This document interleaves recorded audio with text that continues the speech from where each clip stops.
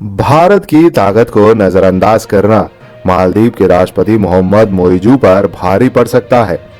पहले ही मालदीव का विपक्ष भारत के साथ रिश्तों में खटास लाने के लिए वहां की सरकार को दोषी ठहरा रहा है और अब राष्ट्रपति मोइजू के खिलाफ अविश्वास प्रस्ताव लाने की तैयारियां चल रही हैं। मालदीव के राष्ट्रपति मोहम्मद मोइजू को हटाने के पहल वहां के संसदीय अल्पसंख्यक नेता अली अजीम ने की है। उन्होंने मालदीव के नेताओं से मोइजू को कुर्सी से बेदखल करने में मदद करने की गुजारिश की है।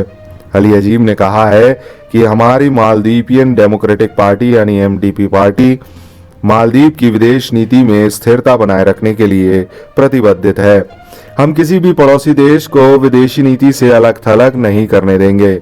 उन्होंने अपनी पार्टी के शीर्ष नेताओं से भी पूछा कि क्या राष्ट्रपति मोइजू के खिलाफ अविश्वास प्रस्ताव लाने की तैयारी है। भारत से पंगा लेना मालदीव पर भारी पड़ता दिख रहा है। बड़ी तादाद में भारतीय पर्यटकों की बुकिंग कैंसिल होना और ट्रैवल कंपनियों के विरोध के बाद मालदीव के टूरिज्म एसोसिएशन ने भी अपने मंत्रियों के बयान की आलोचना की है।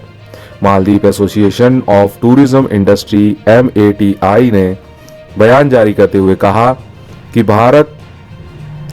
कि वह भारतीय प्रधानमंत्री और भारत के लोगों के खिलाफ अपने मंत्रियों की टिप्पणी की निंदा करता है।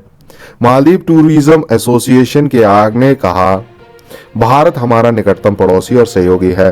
इतिहास में जब भी हमारा देश संकट से घिरा तो सबसे पहले भारत की तरफ से प्रतिक्रिया आई है। सरकार के साथ साथ हम भारत के लोगों के भी आभारी हैं कि उन्होंने हमारे साथ इतने घनिष्ठ संबंध बनाए हैं। मालदीव के टूरिज्म क्षेत्र में भी भारत लगातार अहम भूमिका अदा करता आया है। कोविड-19 के बाद हमारे टूरिज्म सेक्टर को उबारने में बड़ी मदद मिली है। मालदीव के लिए भारत शीर्ष बाजारों में से एक है।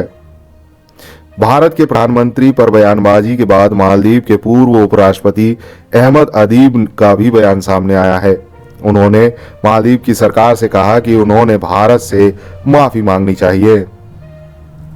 अदीब ने कहा कि राष्ट्रपति मोइजू को पीएम मोदी के पास जाकर इस राजनयिक संकट को सुलझाना चाहिए। उन्होंने आगे कहा कि भारतीय नेताओं के खिलाफ अपमानजनक टिप्पणी स्वीकार करने लायक नहीं है। Bureau report, JNS news times.